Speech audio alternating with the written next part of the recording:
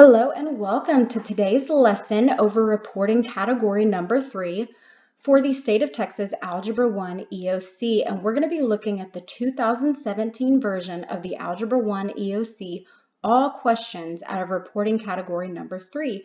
And the first thing I want to go over is some calculator tips for reporting category number 3.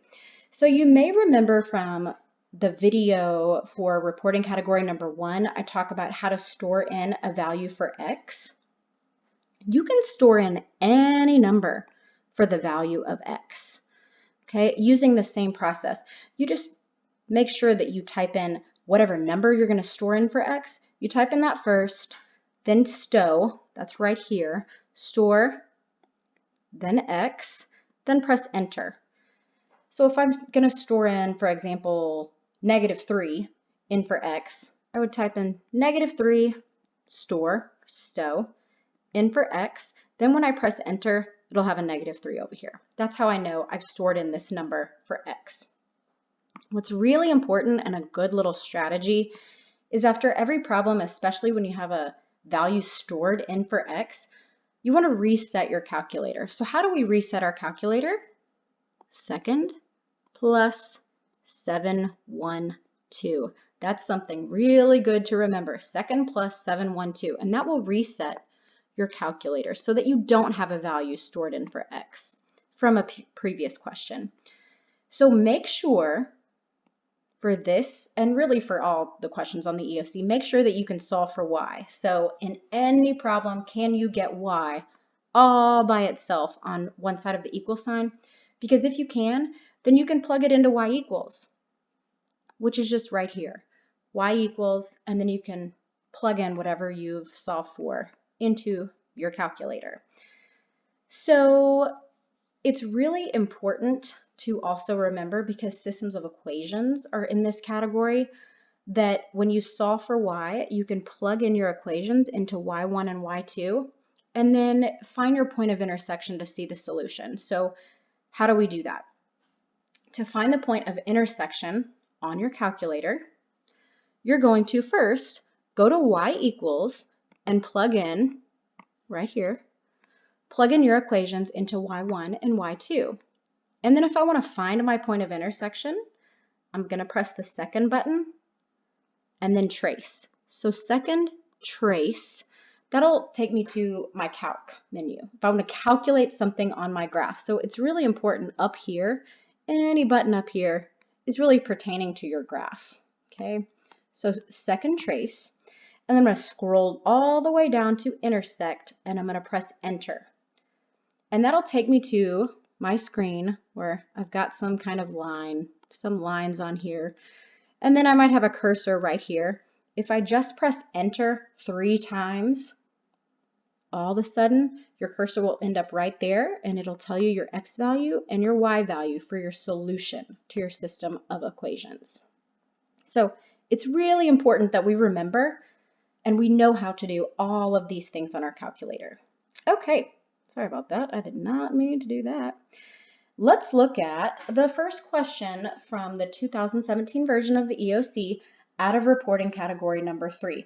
So I find this reporting category to be pretty difficult for students because there's a lot of word problems. So anytime there's a word problem, you're going to see me mark up my problem, and I will always write my labels.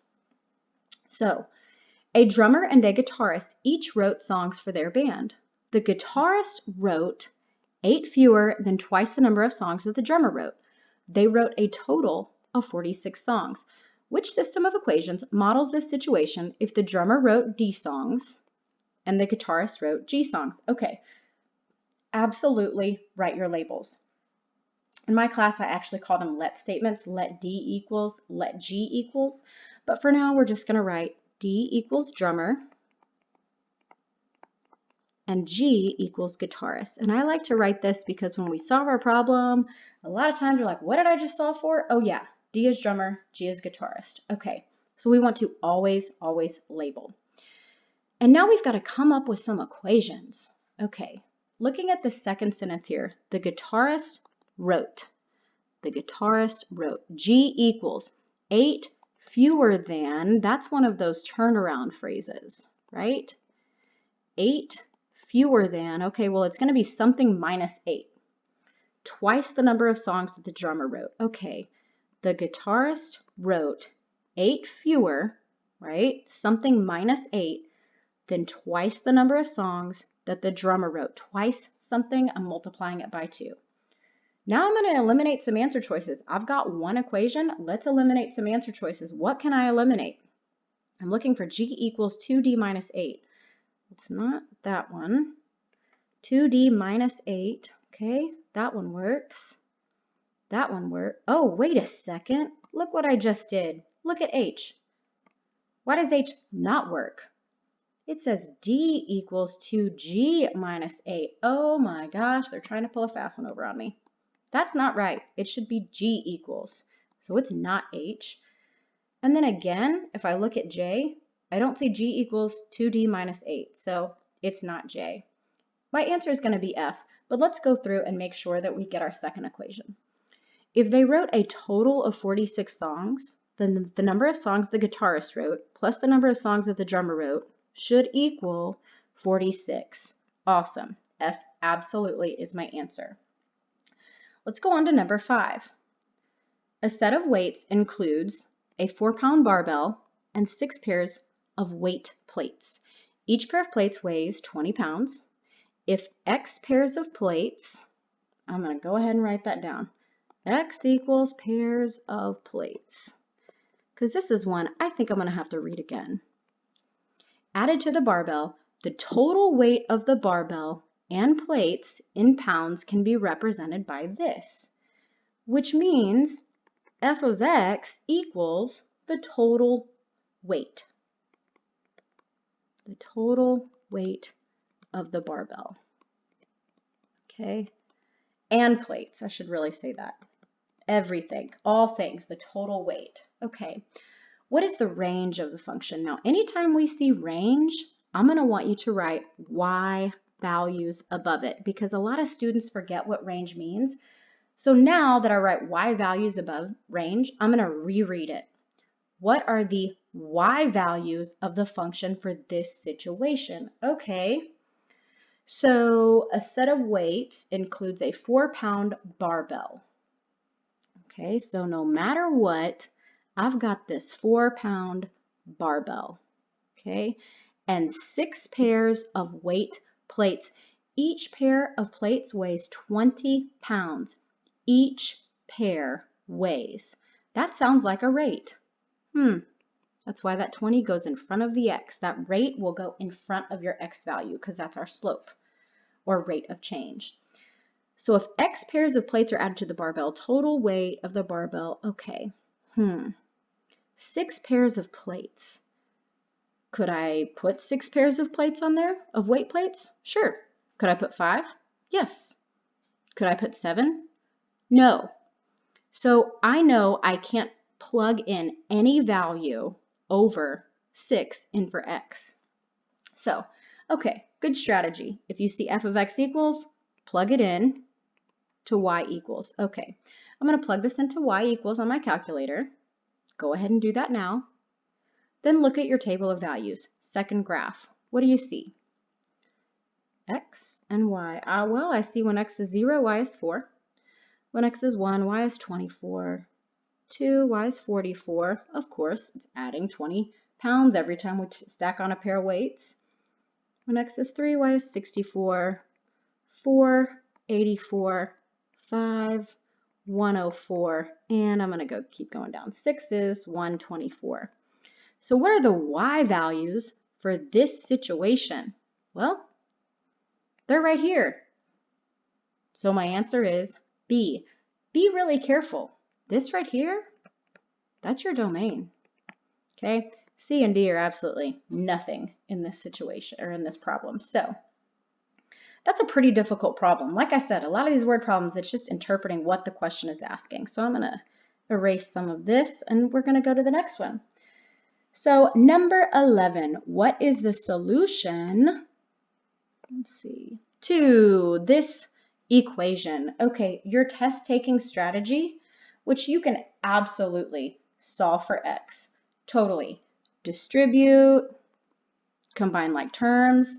So we're simplifying each side of our equal sign, move your x's to one side, and then solve. Okay, and you can absolutely solve this algebraically. It's what hopefully you've learned to do all year. But let's say you still really struggle with that. Your test-taking strategy is to go through your answer choices and store in each value for x. So for example, if I take this and I store in 6 for x, it's going to look like this on my screen. 6 stow x, enter. And then if I type in this, 8x minus 3 open parentheses, 2x minus 4 close parentheses, on my home screen, I'm going to get a number.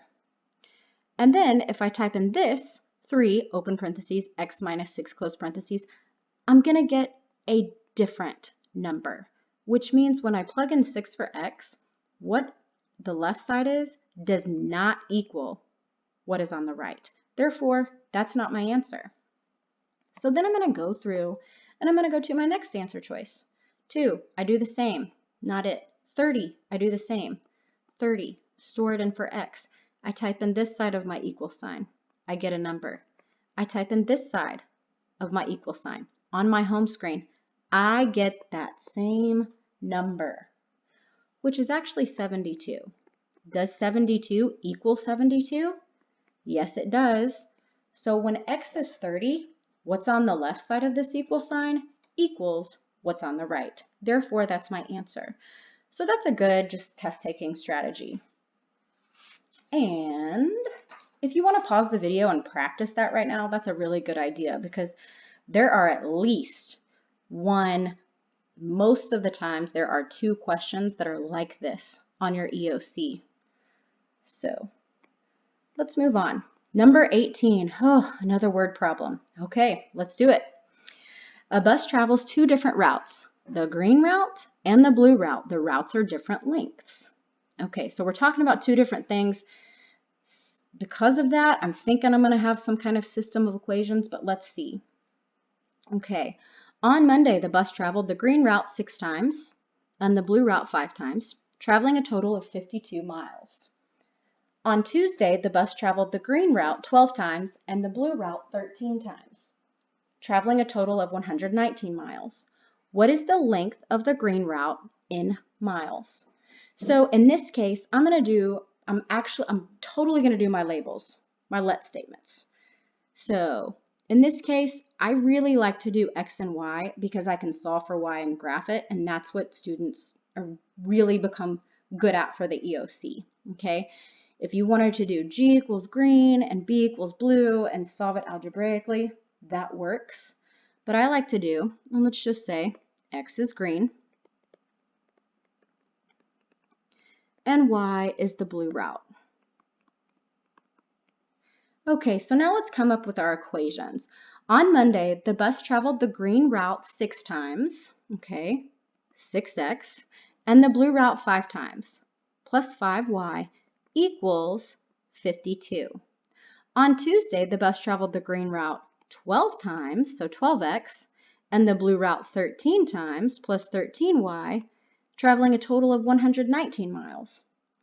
These are really easy equations to come up with, but these problems take a really long time because now your strategy is solve each equation for y, get y all by itself, graph them, and then find your point of intersection using all of the same things that we just talked about. So if you need to do a little refresher over how to plug this in and find your point of intersection from the beginning of the video, then do that. But then it asks for the length of the green route. Well, what did we say green was? Our x value. So when we solve for y, plug these into y equals, second calc, intersect, enter, enter, enter, we're looking for that x value. And that x value is 4.5. So all that work, make sure that you choose the right value, okay? Because the answer for the blue route is an answer choice, but we're looking for the green route. So let's go on to number 23. What is the equation in slope-intercept form of the line that passes through the points -447 and 2, -16? You can absolutely find your slope using your slope formula. and then plugging it into, y equals mx plus b or point slope form of a linear equation. But your test taking strategy at this point, which is what I'm talking about here, if I'm given 2 points, I'm going to plug it into stats. So I'm going to go to stat, go to L1 and L2, negative 447 and 2, negative 16. And then I'm going to go to stat, calc, lin reg, and I'm going to get C. A is negative 21 over 2, and B is 5. Moving on, number 25. A student is ordering a flower arrangement. She can choose any combination of roses and carnations for her flower arrangement, and she does not want to spend more than, oh, this is an inequality because of that more than. Okay. If roses cost $3 each and carnations cost $2 each, which inequality represents all possible combinations of X roses and Y carnations? Okay, so it tells us roses are $3, carnations are $2, X are roses, and Y are carnations. Okay, so $3 for roses plus $2 times the number of carnations. Okay, and this is what she's spending, and she doesn't want to spend more than, which means what she's spending needs to be less than or equal to 30. My answer is B. Looking at number 27. Okay, this is one of those proportion problems. The value of y is directly proportional to the value of x. So, you remember those proportion problems from middle school, junior high? X over y equals x over y. These are really easy to solve. Just plug it into your proportion. If y is 35 when x is 140, okay, when x is 140, y is 35, what is the value of y when x is 70?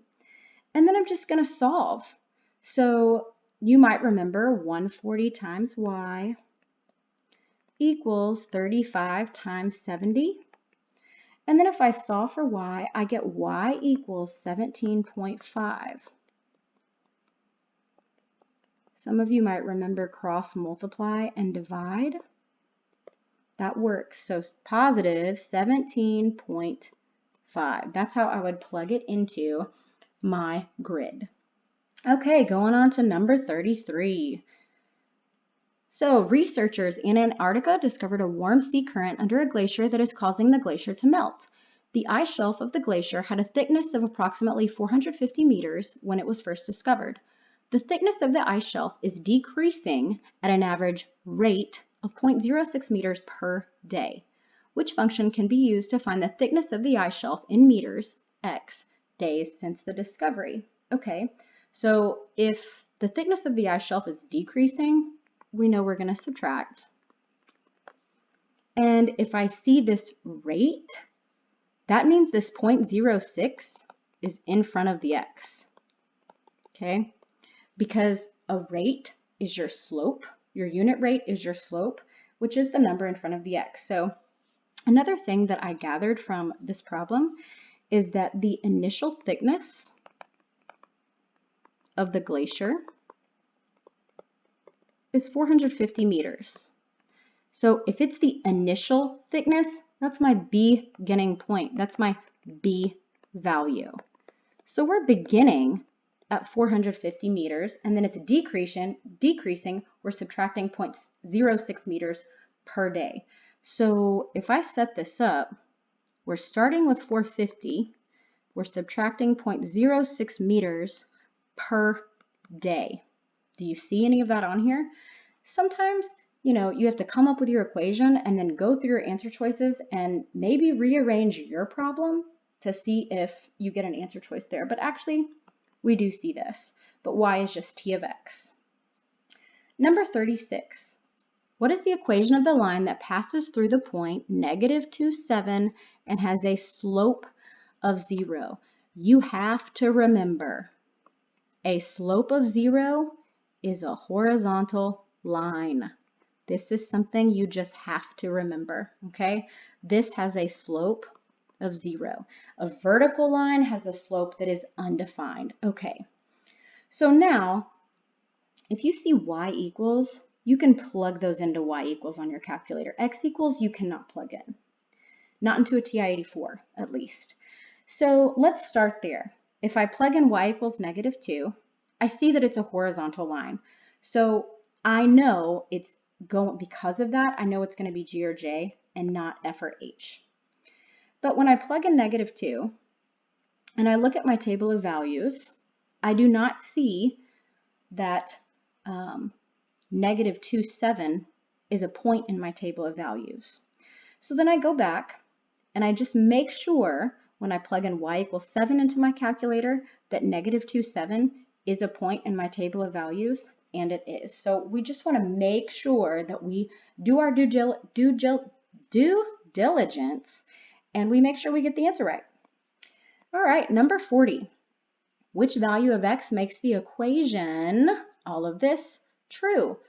So I could solve it for you by distributing 0.75, distributing 0.5, combining like terms, moving my x's to one side. But you could also, with your test-taking strategy, plug in these values for x and then plug it into your equation. So your answer is J in this case, and I'm going to show you what this looks like. When you store in -56, notice this is a negative, not a minus sign, -56. I'm going to store it in for x. Press enter. It should say -56. And then I'm going to enter in this side of what's on this side of my equal sign on my home screen. I just enter it in exactly as it is. 0.75, open parentheses, x plus 20, close parentheses. And I get -27. So then when I enter in this on my home screen, I also get -27. Hey, when I plug in -56 for x, what's on the left side equals what's on the right side. That's my answer. Going on to number 44. The graph of part of a linear function g is shown on the grid. Which inequality best represents the domain? So what do we write above domain when we see that word? X values. So our x values. So can we eliminate any answer choices? Sure. Look at H. G of x, that's just fancy schmancy for y. I'm not looking for my y values. I'm looking for x values. So our domain, how far left to how far right? -9 to +2. X is everything in between. But because there is a open dot right here, and you know, when I have like two endpoints like this with x's in between, my arrows point that way because this x value is greater than this value and it's less than this value. However, there's an open dot at -9, so it's just going to be this symbol right here. And there's a closed dot right here, which means I'm going to have a line underneath that too. So what's my answer? F. Moving on, number 48. The graphs of lines K1 and K2 are shown on the grid. Which system of equations is best represented by this graph? Whew, this is a problem that will take a good bit of time, but you should absolutely do everything you need to do to get the answer right. You take this test once a year, so you need to be able to solve for y. So when I look at my first answer choice, which is F, 3x minus y equals 2. I'm going to solve for y. Minus 3x, I get -y. And remember, if you want to put a 1 in front of that variable, if nothing is there, you can absolutely do that. So then I divide everything by -1, and I get y equals +3x minus 2. So I did that very fast. I'm just assuming you know how to solve for y. Okay, but I'll go a bit slower in the second one. 4x plus 9y equals 36. Well, I need to move my x term over first, minus 4x. I'm left with 9y equals, I write my x term first. Then I divide everything by 9. Y equals -4/9x plus 4. So now I have my two equations, and I'm going to plug in one in y1 and the other one in y2. And some of you, if you really are good at graphing linear equations, you're able to tell that this is the line for K1 and this is the line for K2, which means that is my answer. Some of you may just need to plug these into y equals and just make sure, check a few points to make sure that you're getting, those ordered pairs in your table of values. Moving on. Okay. The table represents some points on the graph of a linear function. Which equation best represents the same relationship? Okay, so my kind of strategy is if you're ever given a table of values, plug it into stat edit, stat calc, do a linear regression. With that said, if you go through your answer choices, since you have answer choices here, and you solve for y, which h is your answer choice, so I'm going to show you. If I solve for y, I'm going to distribute that 12. I get 12x plus 240. And then if I subtract 268, I get y equals 12x minus 28. And when I plug that into y equals and I look at my table of values, every single point on here is a point, or is in this table of values, which means that's my answer. I do think that is a better way to handle this particular problem, but again, my general rule is if you see a table of values, plug it into stat. Okay, number 54. What is the value of x in the solution to this system of equations? You must be able to solve for y. Y is already solved for in this one. In this one, how do I solve for y? I subtract 2x. So y equals negative 2x minus 1. I'm going to plug in this into y1, this into y2, and I'm going to find my point of intersection. So second, trace, which is calc. Then I scroll down to intersect, enter, enter, enter, and I should get negative 2 for the value of x. Make sure if it asks for the value of y, you're looking for the y solution, because I promise you that answer choice is always, or that answer is always an answer choice. So just be very careful. And that concludes your review over the 2017 version of the Algebra 1 EOC, all questions in reporting category number 3. I hope it was helpful.